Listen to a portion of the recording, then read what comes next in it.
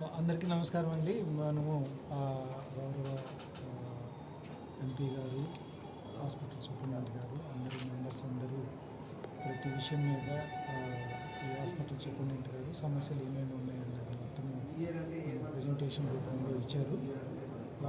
వాటి మీద ప్రతి పాయింట్ మీద డిస్కస్ చేయటం జరిగింది.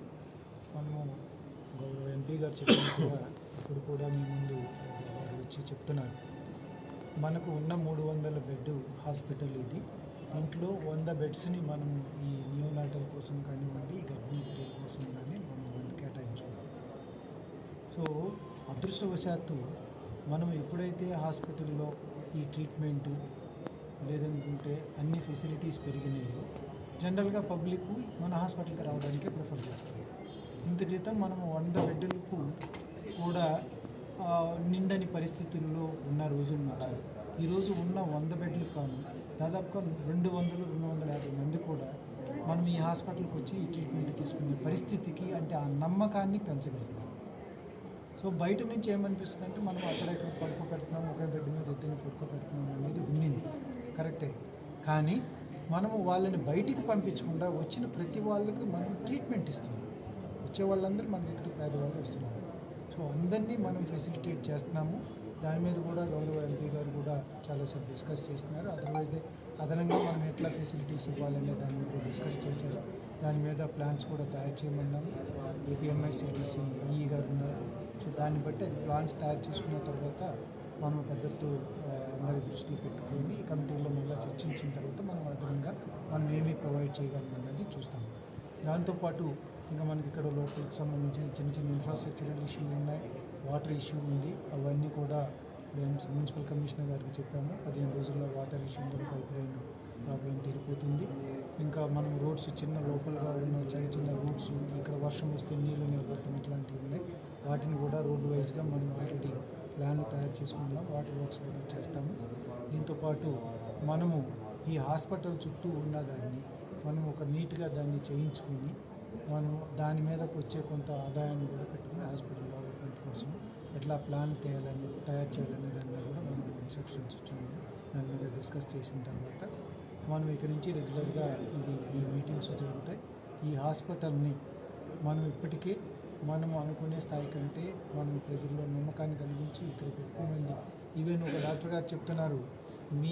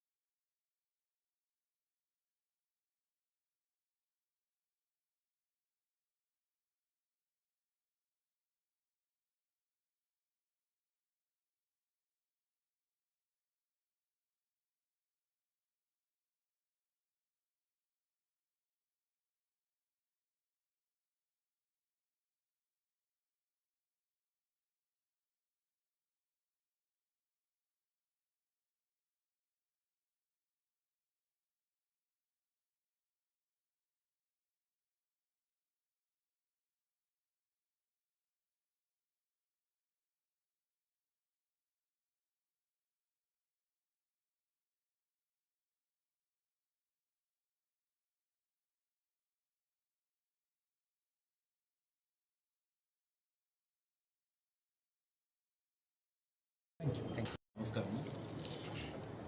ముఖ్యంగా జిల్లా కలెక్టర్ గారు సూపరింటెండెంట్ గారికి, హెచ్డిఎస్ మీటింగ్ కమిటీ మెంబర్స్ అందరికీ నమస్కారం తెలియజేస్తున్నాను.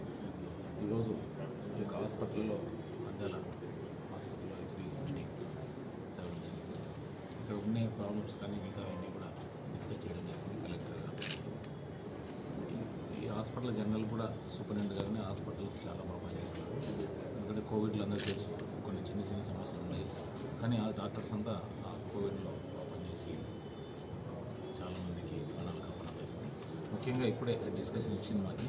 యాక్చువల్గా ఇది 300 బెడెడ్ ఇది, కానీ ఇది ఒక మన గర్భిణీస్త్రీలకు కానీ చిన్నపిల్లలకు కానీ వాళ్ళకు ఓన్లీ 100 బెడ్లు మాత్రమే ఉంది. కానీ అది చాలా సంతోషం. బట్ మనకేమంటే మీకు అనుకోవచ్చు ఒక బెడ్ మీద ఇద్దరు మనం వేస్తాం కంజెస్టెడ్, కానీ 100 బదులు వాళ్ళు 200 మంది ట్రీట్ చేస్తున్నారు వాళ్ళు. కాబట్టి వాళ్ళు బయటకు పంపిస్తే కూడా వాళ్ళు ఫైనాన్షియల్ స్టేటస్ బాగలేక ఇబ్బంది పడతారు. ఉద్దేశం డాక్టర్స్ రిస్క్ తీసుకొని చేయడం జరుగుతుంది. కాబట్టి వాళ్ళని అప్రిషియేట్ చేస్తున్నాము. ముఖ్యంగా వాళ్ళు ఇప్పుడు కూడా అడగడం జరిగింది. దానికి కూడా కలెక్టర్ గారిని మేము దానికి ఈ యొక్క కంపెనీలో ఉండే సమస్యలని కూలంకషంగా చర్చించడం జరుగుతుంది. ఫ్యూచర్లో ఏం చేయాలి అని కూడా డెవలప్మెంట్ యాక్టివిటీస్ కూడా చేయడం జరుగుతుంది.